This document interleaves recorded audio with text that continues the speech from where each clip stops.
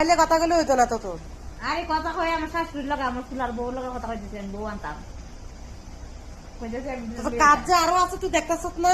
কর্ম করে আরাম লাগতেছে শাশুড়ি আর বুকের দাম হতেছে এমনিতে ফ্যাক্টরির মধ্যে নাই জল, রয়ে গেছে কতগুলো ভাষণ, করতে পারতাছি না রান্না। কালকে রাত্রের দিকে জল নাই, এক ফুটাও জল নাই। মালিকরে কইছি জল আন না দিতে, জলও আনতেছে না। এখন বেলা বাজে 10:13। জল কোন সময় আইব, কোন সময় ভাষণ টাষণ দুমু, কোন সময় রান্না করুম, কোন সময় খামু, কি একটা সমস্যাতে আছি। আর আর আমি তো সমস্যায় আছি।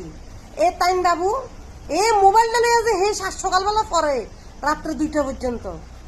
রাত্রিমার মধ্যে মানুষ মোবাইলে তো চালে অসৎ নিগুণা নেয় তা সুবাটা দেখ কেমন হয়েছে দেখ। বাট ফারিতে সারস কারণ মোবাইলের ভিতরে মিশা কথা মানুষের সত্যি সত্যি মনে